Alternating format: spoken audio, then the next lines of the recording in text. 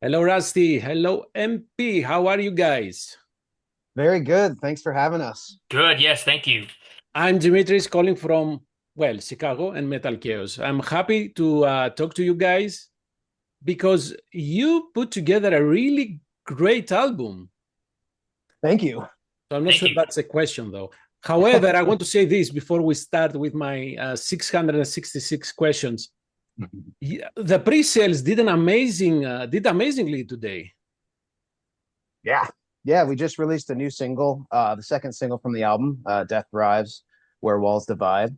Yeah, we have a great response so far. We saw one of our friends ordered a copy this morning, Demetrius from Metal Chaos. So that was a nice little way to start the day. No, it was not a nice way because I opened the link and it said 15 remaining. And I said, what?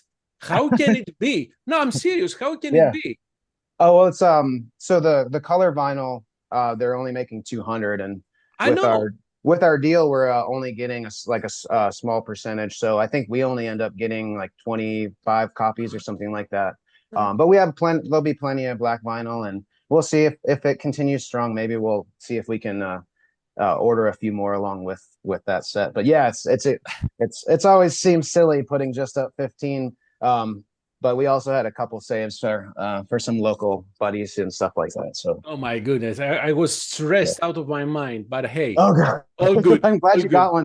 I'm glad you got. Yeah, I'm not a particular huge fan of the color and all the color vinyls and the collector thing. And but I know people love it, so we said yeah, let's give the people what they want for this You time. So know, I'm not a diehard collector because mhm. I always listen to the vinyl I'm getting.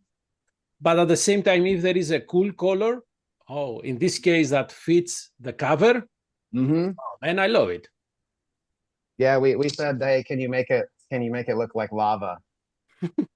And our label boss Enrico Cruz Del Sur came back with an example, and we were pretty excited about it. So I think having the right color that fit the atmosphere of the album, and it's a hotter album than the past FER de Lance albums, and warmer temperatures.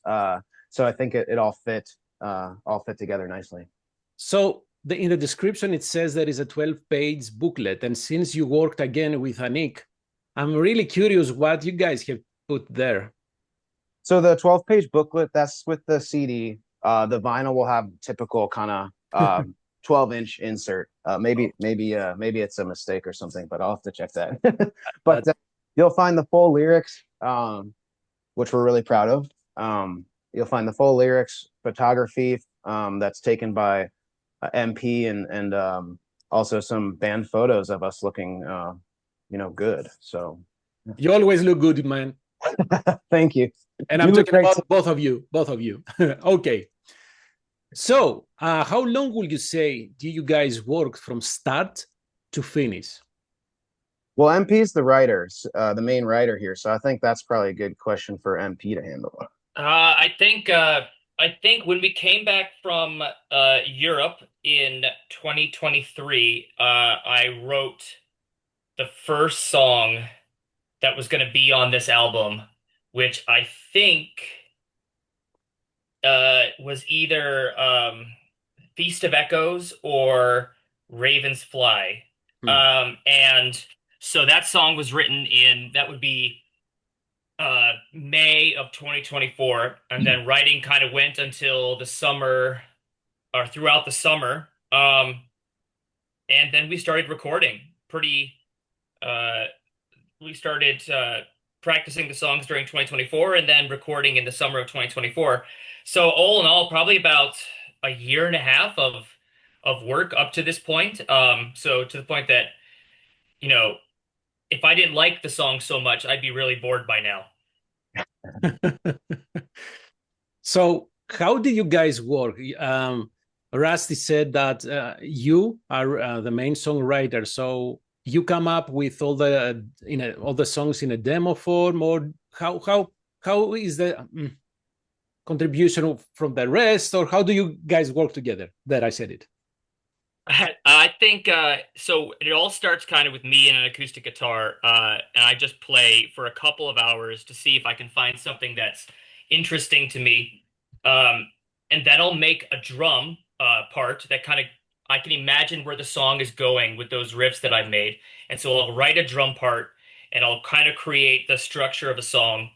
And then it all kind of is more of an improvisational. I'll fit some riffs where I think they work. I'll fit some melodies where I think they work in that drum, um, and over those drum parts. And then I make a full-fledged demo. So out there in the universe, or in my universe rather, there are demos for all of the FER DE LANCE songs that are like very early versions of them. And then I give them to the band, and we practice. We kind of develop how they're going to work out. And uh, at this point, if you listen to the demos for Fires on the Mountainside, um, the drum parts are very different from what ended up on the album.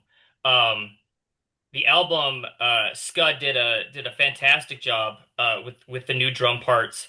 It's everything flows a lot better. It's really cool. And my drum parts were just maybe straight out of the Bathory playbook of of drum parts. You know what drum parts I'm talking about. There's four different drum parts, and they always work well. Yeah. So, Rüsty, what MP said, what MP is writing as demo is always working. Pretend that he's not listening. Yeah, no, I mean, it's really kind of what started the band was a demo version of Colossus, the song from our first EP, Colossus. And that was just like, hey, let's start working on this band, instead of Moros Nix, our previous kind of power metal band. I'd say this album was a little different. For Hyperborean, we were just putting a live lineup together. We didn't really have a lot of time to jam those songs all together. Maybe just a couple rough jams. And with this one, I would say there was a lot more involvement, practicing in the actual practice room together, working things out. And I'll say even the drums that Scud ended up laying down in the studio they were so much more progressive and had so much more detail, and some of the rhythms changed, and I had to delay the bass recording. So while it delayed things, it actually made it a really better and was way more challenging, and kind of completely changed some of the songs. I would say maybe on the Hyperborean, some of the demo versions we ended up honestly liking a little bit better than the album versions. And I don't know that I'm really feeling that on this album. Yeah. It was interesting that you mentioned the term progressive. And I have in my notes Tempest Still. Still? Help me out, guys. You got it. Okay. So that's a really there are some progressive parts there, right? It gets super complicated for, let's say, for this type of epic metal. There is some flamenco guitar action there. So was this song written as you guys kept working on the album, or was it written early in the process? So I made a drumless demo of that song, and I've grown up with Greek folk music and Greek traditional music. And so I kind of made a heavy metal version of one of those Greek rebetiko songs, and then we give it to Scud, and Scud puts a little bit of a Latin beat underneath it, and I go, this just transformed that song from something that I was just fooling around with to something that I want to put on the album. And yeah, it's then that's one of the few songs that in the studio we played. He and I played live on those recordings. So it's me playing the rhythm guitar parts and Scud playing live drums, and we went through the entire song. And then of course I have to take the song and put all my acoustic solos on top of and all my electric solos on top of. But yeah, we wanted to get the real kind of feel of a live band playing that style of music, and I think we hit it, but that's up for everyone else to decide. I think that was one of the last songs to come together too. It was sort of a secret song between Scud and MP, I think. Yep. And it was very, very confusing hearing it at first, since it was sort of a jam, sort of a dancing song. But anyway, I think it came out really well, and I think it's a really great closer to the album, and it lets off some pressure there at the end, I think. So two things. This is why I said it has a progressive layer there. And secondly, did Scott messed with a rebetiko style? MP, come on. Listen, he not everyone has been graced with knowing Greek music and Greek dance, and so he interpreted it in a really great way, I think. Yeah. Kind of bringing, I mean, as you well know, like it feels very Chicago to me. It feels a little bit of Greek, a little bit of Latin. It to me, it's very much a Chicago song. Okay, I'm laughing because I'm smiling, more to say, because I had a note that there are some Greek melodies in Death Thrives. So now it makes sense hearing you mentioning rebetiko, for example. Yeah, that was another section that Scott and I really kind of went back and forth on for about 4 months. Originally, it was much slower in the center section there, because I was trying to keep the tempo of the song going, and so we had that kind of going. But it was much slower, and we kind of worked on it. We worked on it last minute in the studio. I said, "All right, Scott, it's time to let's just speed it up. Let's get it actually so we can dance to it." And after a couple of tries, we just started, hitting that beat, and then when that beat shows up, you cannot not play certain melodies over it. It just becomes you can't have the beat without the melody. Oh yes, of course. And just to make sure, I need to clarify that there is no bouzouki in any of the songs, right? Listen, as soon as somebody wants to buy me a bouzouki, there will be bouzouki on a FER DE LANCE record. Unfortunately, I can't swing a $2,000 bouzouki at the moment. That sounds tempting, don't? Because I'm sure it will fit the concept.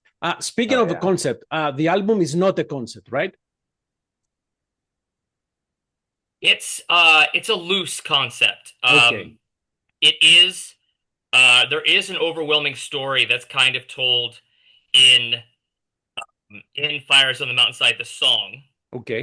And then all the other songs act as context, act as almost world building for that story. So if you want to look at it as a concept album, then you can either have Fires on the Mountainside first, or you can have it last, and that would kind of be in the order of the story. But if you don't want to think about the concept too much, then I think the songs stand alone a little bit better than they do on the Hyperborean, which was a absolute concept album. Definitely. Right, because in Fires on the Mountainside, you mention Icarus, and then on Ravers Fly, you have Dreams of Daedalus, right? So right. It makes only sense that those are kind of connected. I didn't know for the rest because I don't have the lyrics. So why did you pick to open the album with the longest song FER DE LANCE have written so far? Well, this was actually Russ' idea, and I still fully stand by this as one of the greatest ideas that the band has ever had. But Russ, why did you want to put Fires on the Mountainside first? Well, I mean, it ended up coming together really well. First of all, it was always the special song on the album. It was sort of like there's certain songs on each album that I think are the most unique and different, and this was that one for sure. And it came out so great, but it really gave me it felt like it told the whole story of the album perfectly, and it kind of reminded me of one of my favorite bands, and one of the bands that got me into heavy metal to begin with is Gamma Ray, and they have a fantastic album called Land of the Free. There's a 9-minute Rebellion in Dreamland. It's a power metal classic. If you haven't heard of it, just pause this and go listen to Rebellion in Dreamland by Gamma Ray, and then let the second track go, because then you'll see why we put Ravens Fly first, or why I thought it was the best idea to do that. And it's a long epic song, and then you get a second shorter punch, you know. But yeah, it just didn't seem like you could put it anywhere else. Can I squeeze a question that has nothing to do with FER de Lance? Yeah. Russ, Gamma Ray, which singer? Which singer? Yeah. Do you Oh, prefer Kai Hansen, all the way. Yeah, he's sort of my spirit animal of heavy metal, I guess. Okay, then you will love the Heading for Tomorrow edition that he did for the best one, right? It's like 15 minutes. Oh yeah, I mean, I do like the Ralph stuff too. I celebrate all Gamma Ray, but I definitely, for me, I heard Kai Hansen singing first, so that's for me is Gamma Ray. Okay, okay, and that closes the parenthesis. My apologies. There's always time for more Gamma Ray talk. Yeah, and it's been a long, long time since they came, but I don't know, with Halloween. Anyhow, we are digressing. What about the cover artwork? What were you looking for? And you chose that painting, Mount Vesuvius at Midnight. We knew that we were going to be in the studio for a long time. We knew that a lot of the things we were going to try and do for this album were going to be really time consuming, and thus, it was going to be an expensive album to make. So we were really, honestly, we were looking for copyright zero artwork. We were looking for artwork that we could afford, and that looked cool, and hopefully fit with what we were trying to write music about. But then I found the Albert Bierstadt painting that we used, and it just absolutely fit everything I needed in artwork. And the fact that it was already made and you didn't have to hire a painter to try and imagine what you're imagining in your head. It already existed. It was like it was made so that we could use it, even though that's pretty egotistical. But I just saw it and went, oh, man, that's it. That's absolutely it. Mm-hmm. Oh, well, a great find then. Yeah. What about the mastering? You worked the first time with Arthur Rizk, right? Yeah, this was our first time working with Arthur, and sort of a departure from normally working with Boiler Room Mastering in Chicago. But I think we wanted to work with somebody who, well, we really loved a lot of the recent albums that he did. The last Crypt Sermon album was fantastic. He did an album for Butcher, not the newest one, but the previous one, and that one sounded amazing. So we wanted to have somebody who really is just making heavy metal records, and he did it. I think the first pass was the one that got approved. We had to edit some things for the vinyl edition, but the actual sonic first master we got was like, I don't know. That's never happened. Usually it takes some back and forth. So we had to listen to the masters 5 or 6 times just to make sure we weren't going insane. That this master was absolutely exactly what we wanted. So Arthur did a great job. Was Arthur the first choice? Did the record label help you out to work with him, to connect with him? Oh yeah. So Arthur also works with some other Cruz Del Sur bands like Tower. So we talked with our label boss Enrico and said, hey, we want to get someone who really knows heavy metal. We had some other names in mind. Jens Bogren, if I'm pronouncing that correctly, who does a lot of Borknagar albums, which are just some amazing sounding albums. But I think that's just ridiculously expensive for us at this time. So talking to Enrico, he suggested Arthur. And we had heard albums that we liked from him. And so he got us in touch, and we showed Arthur the album concept and the mixes, and he was pretty much totally in and pretty fast. So it all happened real fast. Yeah. You know what? It's cool to work with famous producers and famous studios, but sometimes, some of them tend to make all the albums sound the same. So if you can get a more personalized treatment, I believe it's a plus for the end result. Yeah, we're definitely happy, and Yeah, very, very excited about how it sounds. So lyrics, when do those come into play? The lyrics, I I have a very weird way of writing lyrics. I write the song. The song is written. All the music is demoed out, and then I start listening to the demo, and I'll take about 10 minutes to write lyrics for each song, and then leave it alone for about 3 months, and we'll practice and we'll do a lot of work with those kind of rough draft lyrics for a long time. And then Rust will usually say to me, "Hey, we're going into the studio soon. Are the lyrics done?" And I'll say, No. No, yeah, they're totally done." And then go and edit some of them, and then in the case of this album, Rust helped me with a couple of lines.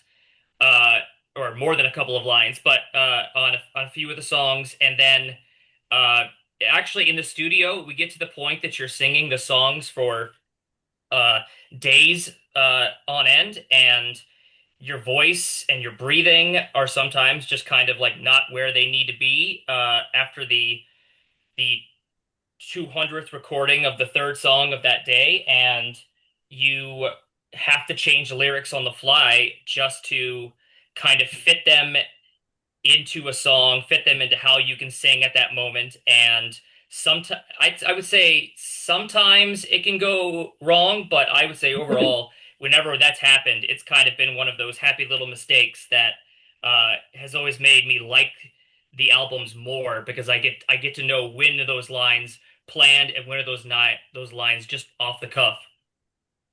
So basically, you are setting a skeleton of the story, the loose story that you want to tell with the album, and then you figure out the details. Let's say, right? Right. Yeah. A lot of my solos, if not all my solos, are really just kind of improvised and off the cuff, and that's kind of how I work my lyrics too. Interesting. Any music videos for this one? We definitely would like to do a music video. We've been pretty busy gearing up for our actually for our first USA tour. We're heading out east starting June 6th in Chicago at Livewire, and we're heading our way out to Stormbringer Festival in Worcester, Massachusetts. So we've been super busy finishing up the album and getting it almost ready for the tour, and getting all the tour stuff. We're touring with some cool folks from Seattle, Serpent Rider.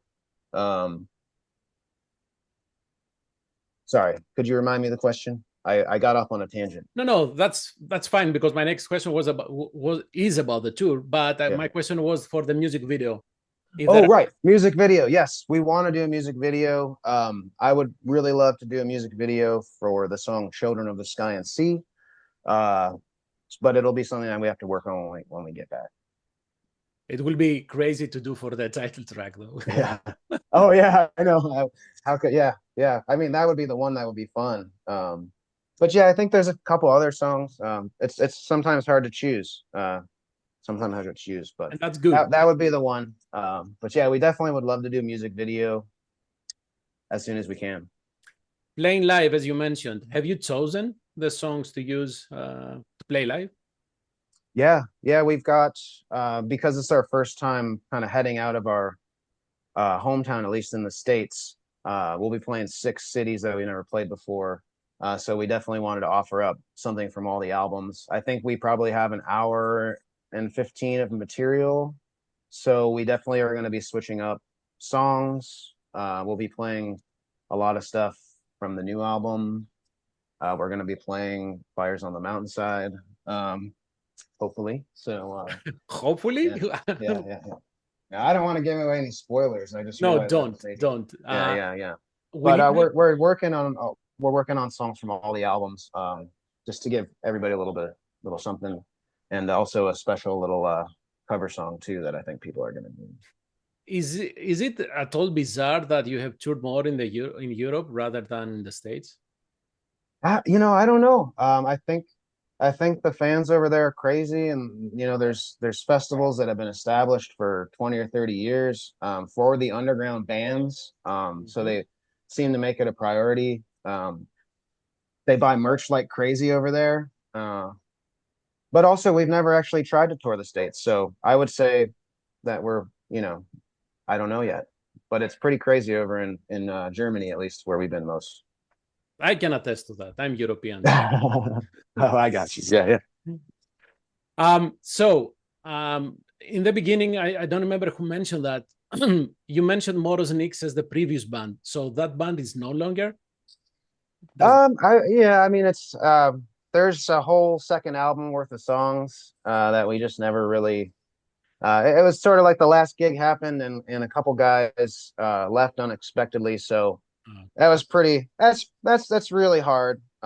That's real disheartening, and so I think we probably just kind of put it aside. We were singing, playing together in the band after that, Professor Emeritus as well, and then were exited from that band. And so that's really when we were pretty fired up, and Matt was writing some of the early songs were City in the Sea, FER De Lance, and Colossus. And those songs were really speaking to what I was feeling at the time. And we've also in that time, like, we're camping a lot, and we were in the forest, and Matt was showing me bands like Bathory and Borknagar and many more that I had just never heard. And when you hear a Bathory song at a campfire at night, like, that's just, I'm getting chills just remembering that, like literally getting chills and goosebumps. But anyway, yeah.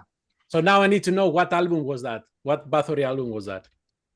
I want to say Forever Dark Woods was one of the songs. It was songs. Matt's quite a playlist man. MP's quite a oh no, I've given it away. MP's quite the DJ with playlists. So half the time I was hearing this stuff and I didn't even know what it was. And then it would be like a year later and I'd hear it again and be, what is that?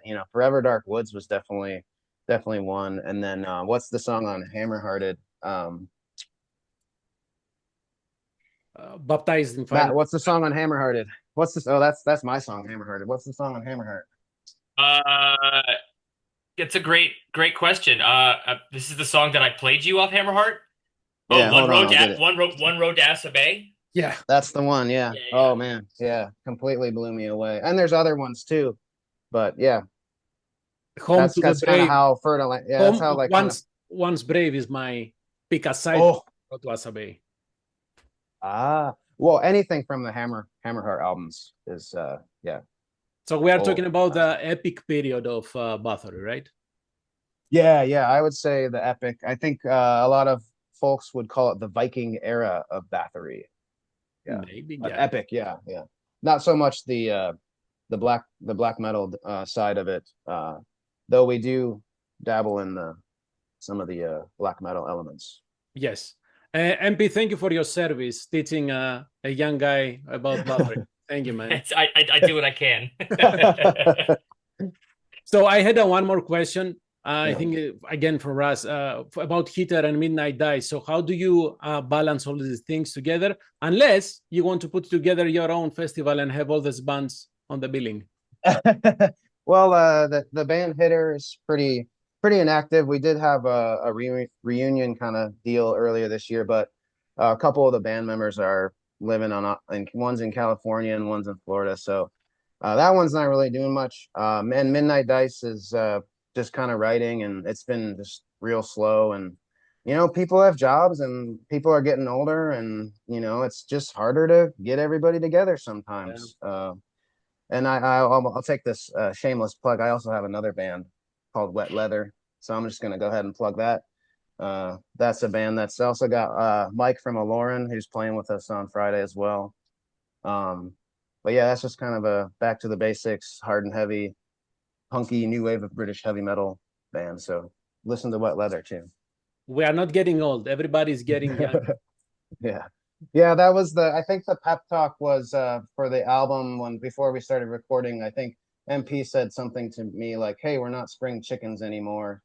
So I don't really know what that means now, but I don't feel old.